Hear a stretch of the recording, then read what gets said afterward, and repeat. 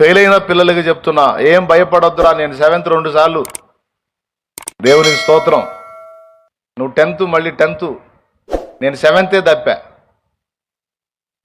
తప్పి మళ్ళీ రాసి మళ్ళీ పాస్ అయ్యి 8th వెళ్ళా. మరి నాతో పోల్చుకుంటే మీరు ఇంకా బెస్ట్ రా, 10th దాకా పోయారు మీరు. కాబట్టి ఒకవేళ నువ్వు చదువులో ఫెయిల్ అయి ఉండొచ్చు, డోంట్ వరీ. భక్తిలో యేసయ్యతో అనుబంధంలో ఫెయిల్ అవ్వద్దు నాన్న. నువ్వు దేవునితో అనుబంధం కలిగి ఉండు. నీ ఫెయిల్యూర్ను కూడా, నీ వైఫల్యాన్ని కూడా నా తండ్రి విజయంగా మారుస్తాడు. నీ లైఫ్లో నువ్వు ఆశీర్వదించబడేటట్టు నా దేవుడు చేస్తాడు. భయపడొద్దు, కృంగిపోవద్దు బిడ్డ. మీ అందరికీ ఆదరణగా ఒక పరమ రహస్యం ఒకటి చెప్తాను. ప్రసంగి గ్రంథంలో పిల్లలందరికీ ఆదరణకరంగా దీన్ని చదువుకుంటారా, మీరు చాలా ధైర్యవంతులు అవుతారు. వైఫల్యం వచ్చినా ఇక మీరు కృంగిపోరు. ప్రసంగి గ్రంథము తీయండి, బైబిల్ ఉన్నోళ్ళు తీయండి. ప్రసంగి గ్రంథము అందరికీ చూపిస్తా. జీవితంలో వైఫల్యమైన వాళ్ళు కూడా చూపిస్తా, చదువులో వైఫల్యమైన వాళ్ళు కూడా చూపిస్తా. ప్రసంగి గ్రంథము 9వ అధ్యాయము 11వ వచనం చదువు. మరియు నేను ఆలోచింపగా, సూర్యుని క్రింద జరుగుతున్నది నాకు తెలియబడెను. వడిగలవారు పరుగులో గెలవరు. వాస్తవంగా పరుగులో గెలవాలంటే వడిగా పరిగెత్తగలిగితేనే గెలుస్తారు. కానీ ఇక్కడ అంటాడు, వడిగలవారు పరుగులో గెలవరు. బలము గలవారు యుద్ధమునందు విజయమునందరు. వాస్తవంగా యుద్ధంలో గెలవాలంటే బలమే కావాలి. కానీ ఇక్కడ రివర్స్ చెబుతున్నాడు, బలము గల్లోడు యుద్ధంలో గెలవడు. జ్ఞానము గల వారికి అన్నము దొరకదు. వాస్తవంగా జ్ఞానం కలిగినోడు వాడి తెలివితేటలు, జ్ఞానాన్ని ఉపయోగించి ఎక్కడైనా పట్టెడు అన్నం సంపాదించుకుంటాడు అనిపిస్తుంది మనకి. కానీ ఇక్కడ బైబుల్లో ఏం చెప్తున్నాడంటే, ప్రసంగి గ్రంథంలో జ్ఞానము గలవానికి అన్నము దొరకదు.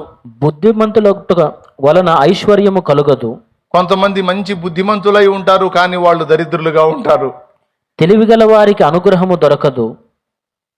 చాలా చురుకుగా తెలివిగా ఉంటారు కొంతమంది, కానీ రాజు దగ్గర అనుగ్రహం పొందలేరు. ఇవన్నీ అదృష్టవశము చేతనే, కాలవశము చేతనే అందరికీ కలుగుచున్నవి. అదిగో రహస్యం అక్కడ బట్టబయలు చేశాడు. చాలా మంది సమాజంలోని వ్యక్తులను చూసి మైండ్ పోగొట్టుకుంటారు. ఇలాంటి సన్నివేశాలు చూసి, చదువు నీ తోటి వారి కంటే నువ్వు బాగా చదువుతావు. నీ పక్కన ఉన్నాడు అంత కాపీ మాస్టరు. విచిత్రం ఏంటంటే, వాడికి ఉద్యోగం వచ్చింది, బాగా చదివి ఒక కాపీ కూడా కొట్టకుండా నువ్వు అన్ని చక్కగా రాస్తావు, కానీ నీకు జాబ్ రాదు. మైండ్ పోయింది, ఇదేందిరా వాడికి ఉద్యోగం ఏంది, నాకు ఉద్యోగం లేకపోవటం ఏంది, ఏం కర్మ ఇది అనిపించింది. అలాగే కొంతమంది తిక్కలోడలా కనపడతారు, కానీ వాళ్ళ లైఫ్ అద్భుతంగా సెటిల్ అయిపోయింది. కొంతమంది చాలా తెలివిగలలా కనపడతారు, కానీ వాళ్ళు జీవితంలో వైఫల్యం చెందిన అనుభవాల్లో కనపడతారు. ఇలాంటి సన్నివేశాలు మీరు ఎప్పుడన్నా చూసారా సమాజంలో? తెలివిగలోళ్ళు అన్నీ పొందలేకపోవటం, తిక్కలోళ్ళలాగా ఉన్నోళ్ళు అన్నీ పొందుకోవటం చూసారా మీరు? దేవునికి స్తోత్రం. ఏమండి, ఒక ఆమె చక్కగా ఉంటుంది, భర్త ఏమో కొంచెం అందం తక్కువగా ఉంటాడు, ఆమె ఫీల్ అవుతూ ఉంటుంది. ఒక ఆమె ఏమో తిక్కలుగా ఉంటుంది, భర్త ఏమో అందగాడు దొరుకుతాడు. ఈ అందగాడితే ఫీల్ అవుతూ ఉంటుంది, నేను ఇంత చక్కని దాన్ని నాకేమో పిచ్చోడు దొరికాడు, ఆమెమో తిక్కలుగా ఉంటుంది, ఆమె అందగాడు దొరికాడు. అలాగే ఒక్కొక్క భార్య విషయంలో భర్త కూడా అంతే ఫీల్ అవుతాడు, నేను చాలా అందంగా ఉంటాను, నా భార్య పిచ్చిదానిలాగా ఉంటుంది. వాడేమో పరమ దరిద్రంగా ఉంటాడు, వాడి భార్య ఏమో చాలా చక్కగా ఉంటుంది. సమాజంలో కొంతమంది ఫీలింగ్స్ చెప్తున్నానండి, అవునా కాదా? ఎంతమంది ఒప్పుకుంటారు? చేతులు ఎత్తండి. నిజంగా కొన్నిసార్లు మనకు అంత రివర్స్లో కనపడుతుంటాయి సమాజంలో పరిస్థితులు. నా పక్కన కూర్చుంటాడు నా ఫ్రెండ్ ఒకడు, ఇద్దరం 7th చదివేటప్పుడు నా పక్కన కూర్చుంటాడు. వాడు ఏమి రాశాడో మాస్టర్ వాడికి ఇచ్చి చదువురా అంటే వాడు చదవలేడు, వాడు రాసింది వాడే చదవలేడు. వాస్తవంగా ఒక్కొక్కడు పనితనం ఎలా ఉంటుందంటే, వాడు రాస్తే వాడు తప్ప ఇంకోటి చదవలేడు. దేవునికి స్తోత్రం. మళ్ళీ నేను రైటింగ్ బాగా రాస్తాను, కొద్దిగా బొమ్మలు వేసే కళ్ళు ఉంది, ఆర్ట్ రైటింగ్ అది బాగానే రాస్తాను నేను. వాడికంటే నేను నాకు తెలిసి ఒక 20 రెట్లు బెటర్. ఎగ్జామ్ రాస్తే వాడు పాస్ అయ్యాడు, నేను ఫెయిల్ అయ్యా. కడుపులో మండిపోయింది. ముందు అసలు ఫెయిల్ అయినందుకు కాదు, కానీ వాడు ఎట్లా పాస్ అయ్యాడో నాకు ఇప్పటికీ అర్థం కాదు. మొన్న కూడా కలిశాడు వాడు నాకు. మొన్న కలిస్తే కూడా వాడికి వెళ్ళి నేను అంతే చూసారు, ఎట్లా పాస్ అయ్యేవారు అన్నాను. నిజంగా అండి, ఆశ్చర్యం.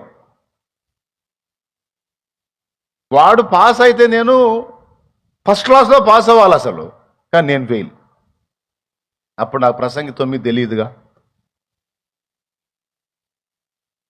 నేను ఫీల్ అయ్యాను, ఏదో కుట్ర జరిగింది నా మీద, ఏదో కుట్ర జరిగింది, నన్ను ఇట్లా చేశారని బాధపడ్డాను. వాడు కూడా ఫెయిల్ అయితే నాకు ఫీలింగ్ ఉండేది, న్యాయమేలే అనుకున్నాడు. వాడు పాస్ అయ్యి నేను ఫెయిల్ అయ్యేసరికి అసలు వాడు ఏం రాశాడో వాడికి అర్థం కాదు. పేపర్ దిద్దినోడు అర్థం కాక పాస్ చేశాడా? అదే ఇవన్నీ ఆడ పరిశోధన చేసేది నేను.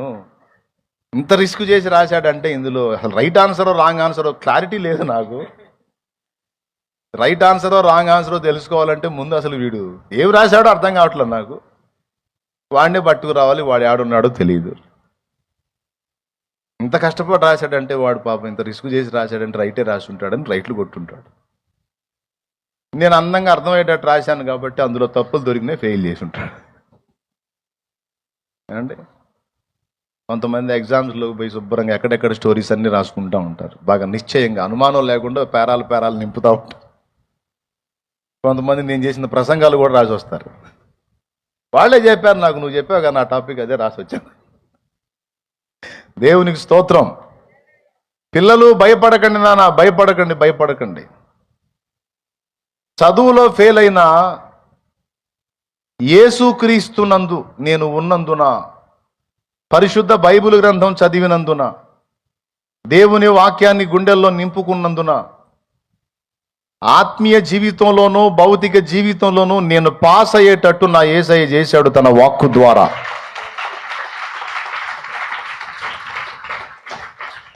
నేను చెప్తున్నా, తప్పకుండా దేవుడు మీకు విజయం ఇస్తాడు.